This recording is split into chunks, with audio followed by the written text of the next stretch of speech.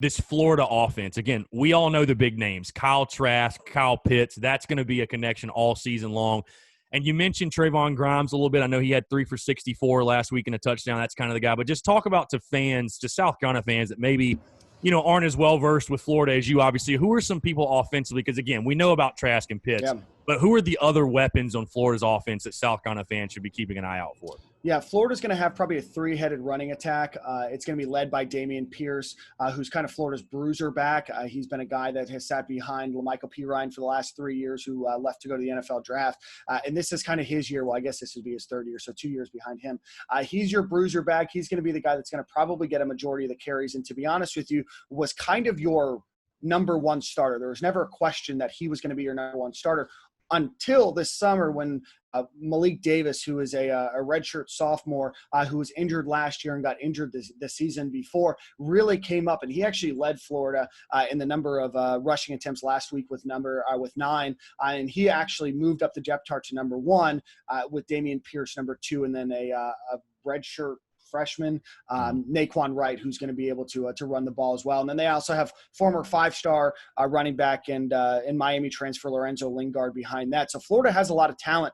The biggest thing is that running back, they're all going to bring different things. Pierce is going to be your bruiser. Malik Davis is your skinnier, a little bit shiftier guy. And then Naquan Wright's kind of your guy in between, definitely less experience than the top two. So, and then at wide receiver, I'll give you a bunch of names, but at the end of the day, if you look at Florida's catching, receiving from last game, they had 1 wide receiver with 3. Kadarius Toney had 5. He's probably Florida's most electric wide receiver. Jacob Copeland had 3. Malik Davis had 3. Trent Whittemore had 3. And then you had 4 players that had 1 catch, and then 2 players that had, or 1 player that had 2, right? So I don't want you to necessarily get used to a bunch of names. Kadarius Toney, like I said, is probably your most electric. He's a senior. Florida fans were really, really frustrated with him because he's your guy that is very shifty, but also was very much an east-west runner. Against Ole Miss, he showed a lot of north-south running that Florida fans have finally wanted out of him. So that's going to be your most electric when it comes to the wide receiver position. And then look out for Trent Whittemore. He's a redshirt freshman. He's a gym rat, we'll call him. He's a coach's kid, first in, lunch pail type of guy. But he's going to come in. He's going to do a lot of your dirty work. But because he's a guy that's going to do a lot of blocking and things of that nature, a lot of teams kind of move a team, Ole Miss moved one of the quarterbacks off of him. He was able to catch a couple passes for 26 yards. And then if Kyle Trask would have gotten a ball out a little bit earlier, he would have taken one to the house. So those are some names, but at the end of the day, don't get used to a lot of names. That the one name that you're going to see a bunch is Kyle Pitts. Outside of that, it's going to be wide receiver by committee. Now, obviously, he's just a talented guy. He's a physical specimen. But what would you say makes Kyle Pitts such a – because I'm – you list off those names, and it's so funny because the complete polar opposite for South Carolina. South Carolina had 2 receivers touch the ball. Yeah. 2. Yeah. Literally 2.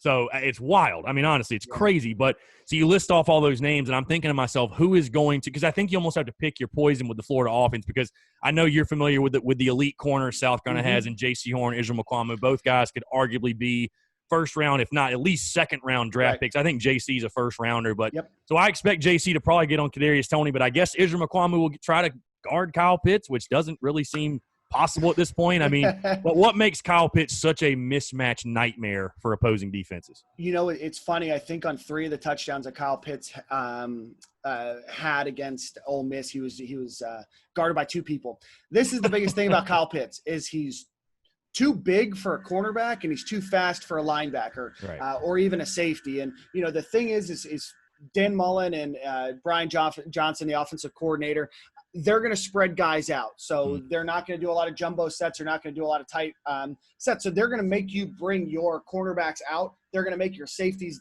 decide what they're going to do pre-snap. And because you have a guy that's quick like a Kadarius Toney, you have possession wide receivers like Justin Shorter and Trayvon Grimes, who are all tall. They look like trees out there. And then you have Kyle Pitts. At some point, you have to guard one of them, or you have to figure out where you're going to leave a cornerback one-on-one. South Carolina has much better cornerbacks than Ole Miss. So what I'm expecting is that because of that, they're going to leave a lot of these guys on islands, and you guys might be able to shadow a safety almost permanently over Pitts. But I'll be honest with you, he's tall, he's big, and he just runs like a wide receiver, but he'll block his butt off too. So he's just a freakishly athletic guy, and you have to scheme for him. And I think if anybody in the SEC can do it well, it can be Will Muschamp and T-Rob. But when you scheme for him, you also have to worry about, guys on the outside that might be able to run clear as well. So it's a tough task. It's a tall order.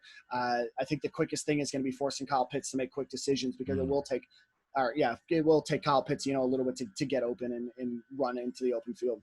Yeah, he almost comes off, I don't know if you would recognize this name, but like a Jared Cook type of athleticism in the sense of played at South Carolina, a guy that's huge that you're like, how does he run a 4.4? Like it should be impossible for someone that big. And that's why I think they'll probably try to put Israel McQuamu in him, just because he is 6'4", he's long. I mean, he's going to be your best option, I think, at that point. But I think the biggest thing that you struggle with there is Trayvon Grimes is over 6'3". Jacob Copeland's over, I think he's 6'1". Trent Whittemore is, I think 6'3" or 6'4". Xavier Henderson 6'3". Justin Shorter 6'3". So Florida's got some trees out there. And then they have another guy, Keon Zipper, who's a redshirt freshman right now. And he's kind of similar to Kyle Pitts, not, nearly as good, but, he's another guy that Florida's going to put out there just to, figure out what your defense is going to do. And they're going to run some big, tall guys out there. Yeah.